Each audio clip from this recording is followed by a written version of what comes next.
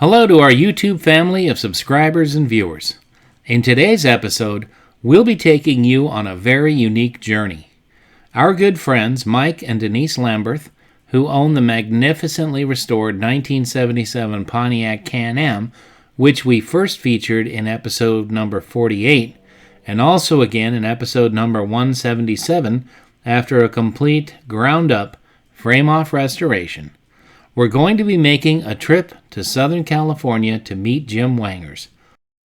Hey Jim. Hey Jim, over here. There we go. Nice. All right, let's go for a ride, bud.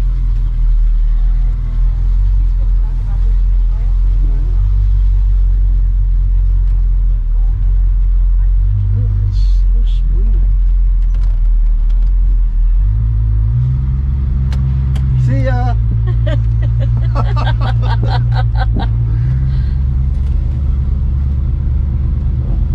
Just like old times, huh? Yeah. Of course, I don't go as fast as you did when you were racing. Well, not today. No, not today we can't.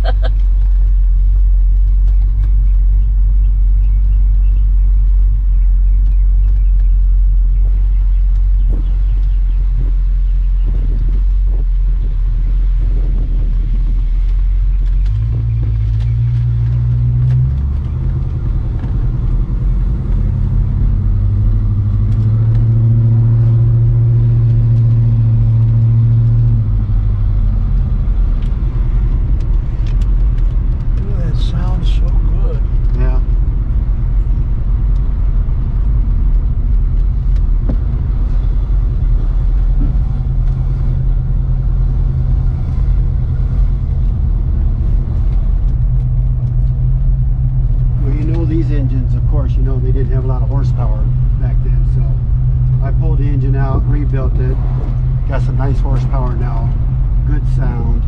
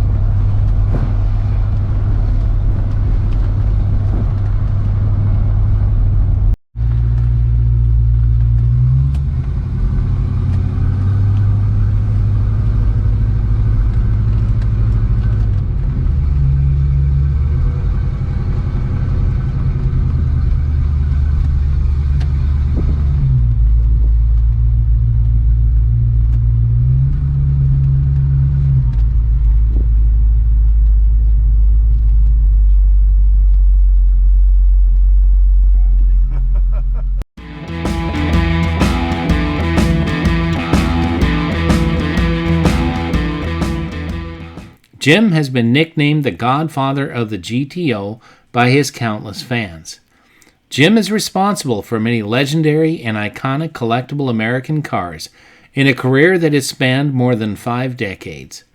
Included in his extensive list of accomplishments was this 1977 Pontiac Can Am, created by his Motortown company.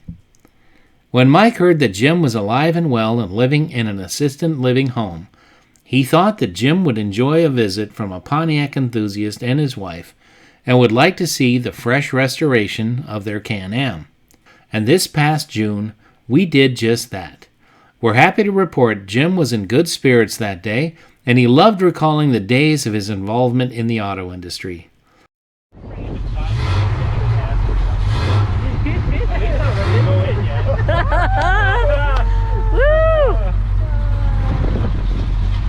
That is freaking awesome. It is awesome.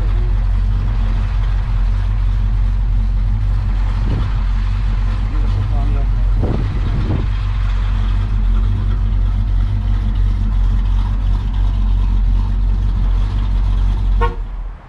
Horn works. Take you for a ride. Jim graciously accommodated all our autograph requests and was able to leave the facility for an up-close view of this beautiful Can-Am. He even got to go for a short ride with Mike. He also granted us a brief interview. And he's a fascinating guy who has had many adventures throughout his life, and he can tell many of these stories with great enthusiasm and humor. This was an unforgettable day for all of us, and our heartfelt thanks to Mike and Denise for asking us to tag along. Jim is one of the last of the true surviving automotive legends. A lot of people don't know what that car is. And everybody says, what's a Can Am? Why do you want that? And I said, because it's so unique. There's so few of them that were ever made.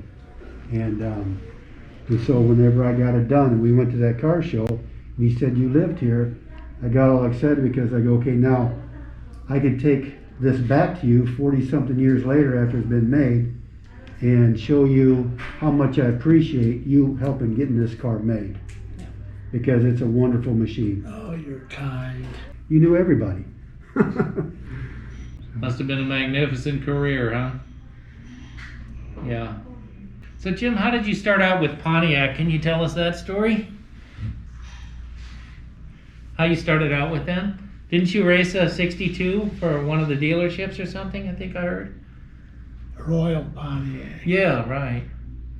And that's how you started in the whole thing. Right. Ace Wilson Jr. was the dealer at Royal Pontiac. But he didn't really, I don't know how to say this, didn't really care so much about the dealership. He was more interested in the girls. Well, at least he had his priorities straight, right? See,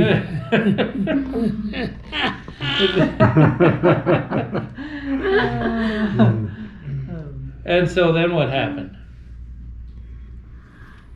well, I decided that I was going to make intelligently, I was going to be the first one to win in that game. And I learned mostly how to package those Pontiacs. You know, the best part of the Pontiac was the hood.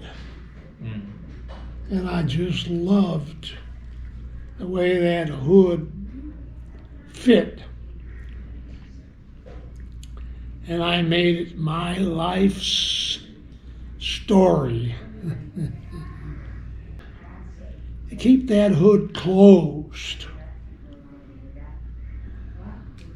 and watch those Pontiacs get accepted as one of the first and only real